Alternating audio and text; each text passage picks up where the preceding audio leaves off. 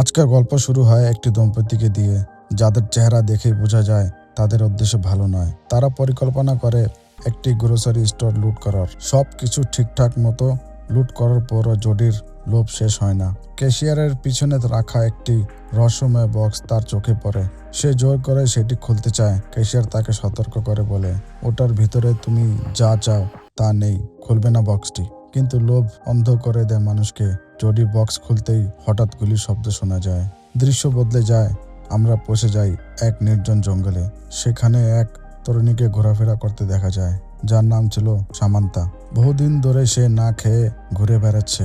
অতীতে তার সাথে কি ঘটেছে জানা নেই, কিন্তু বর্তমানে সে সম্পূর্ণ একা। হঠাৎ সে একটি কাঠের কেবিন দেখতে পায়। ভেতরে ঢোকে খাবারের ভর্তি এক ব্যাগ পেয়ে ক্ষুধার্ত অবস্থায় খেতে শুরু করে। ঠিক তখনই বাইরে আরো ভয়ঙ্কর পায়ের শব্দ শোনা যায়। ভয়ে সে বিছানার নিচে লুকিয়ে পড়ে। একজন লোক কেবিনে ঢোকে, হাতে কুঠার। লোকটি নিজের খাবারের ব্যাগ নিয়ে চলে যায়। কিছুক্ষণ পর সামান্তা বেরিয়ে পালাতে গিয়ে সেই লোকটির সাথেই ধাক্কা খায়, যার নাম ছিল টম। টম তাকে কোনো ক্ষতি করে না, বরং সাহায্য করে। সামান্তা জানায় তার গাড়ি নষ্ট হয়ে গেছে, স্বামী সাহায্য আনতে গেছে কিন্তু এখনো ফেরেনি। আশ্চর্যের বিষয়, টম ও 3 দিন ধরে এখানে আটকা। রাতে কেবিনে থেকে যায় তারা। টম কাছের একটি লেক থেকে পানি এনে দেয়, কিন্তু পরদিন সেই লেকের আর কোনো অস্তিত্ব পাওয়া যায় না। বিষয়টি অদ্ভুত লাগলেও তারা ঘুমিয়ে পড়ে। সামান্তা দুঃস্বপ্ন দেখে, যেখানে শেষ সন্তান জন্ম দিতে গিয়ে মারা যায়। সকালে টমকে খুঁজে পায় না। বাইরে গেলে সামান্তা এক সাদা চুলের অচেতন মেয়েকে দেখতে পায়। জ্ঞান ফেরার পর বোঝা যায় সে জোডি, সে স্টোর লুট করার মেয়ে। কিন্তু কিছুদিন একসাথে কাটে দিকে টম বুঝতে পারে, যত দূরই যায় না কেন বারবার সেই কেবিনের কাছে ফিরে আসছে। স্থান ও সময় যেন এখানে বিকৃত। আলোচনার এক পর্যায়ে চমকপ্রদ সত্য প্রকাশ হয়। সামান্তা বলছে বছর 1964, জোডি বলছে 1984, আর টম বলছে সে এসেছে 2011 সাল থেকে। 3 জন 3 বিভিন্ন সময়ের মানুষ, কিন্তু একই জায়গায় আটকা। এক সময় এক জার্মান সৈনিক তাদের বন্দী করে।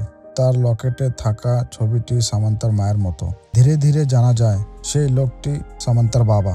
আরো ভয়াবহ সত্য প্রকাশ পায়, জোডি সামান্তার মেয়ে, যে জন্মের সময় মায়ের মৃত্যু হয়েছিল। হঠাৎ মা ও মেয়ে একই সময় উপস্থিত, কিন্তু বিভিন্ন টাইমলাইন থেকে। টম জানায় জোডির ভবিষ্যতে সে জন্মাবে। যদি জোডি মারা যায়, টমের অস্তিত্বই মুছে যাবে। তারা সিদ্ধান্ত নেয় অতীত বদলাবে, কারণ সামান্তার বাবার মৃত্যুর পরই ঘটনাগুলো শুরু হয়েছিল। যদি তার মৃত্যু ঠেকানো যায়, সব কিছু বদলানো সম্ভব। কিন্তু ভাগ্য নির্মম। গুলির আঘাতে জোডি মারাত্মক আহত হয়। ধীরে ধীরে তার প্রাণ নিভে যেতে থাকে, আর তার সাথে সাথে টমের অস্তিত্ব মিলিয়ে যেতে থাকে। শেষমেশ টম সম্পূর্ণ অদৃশ্য হয়ে যায়। টাইমলাইন বদলে যায়। আবার আমরা ফিরে যাই শুরুতে, সেই গ্রোসারি স্টোরে। কিন্তু এবার জোডি শিক্ষিত ও ধনী মেয়ে। টম কখনো জন্মায়নি। সামান্তা বেঁচে আছে। সবকিছু বদলে গেছে, তবু একটি জিনিস বদলায়নি। আবার এক নতুন মেয়ে, নতুন লোভ, সেই একই রহস্যময় বক্স। ক্যাশিয়ার আবারও সতর্ক করে, ভেতরে যেও না, কিছু আর ঠিক থাকবে না। কিন্তু লোভের পরিণতি একটাই, গুলির শব্দ, গল্পের সমাপ্তি। এই গল্প আমাদের শেখায় অতীত জানার বা বদলানোর ক্ষমতা মানুষের হাতে থাকা উচিত নয়, কারণ সময়ের সাথে ছেলে খেলা করলে তার ফল ভয়াবহ হতে পারে।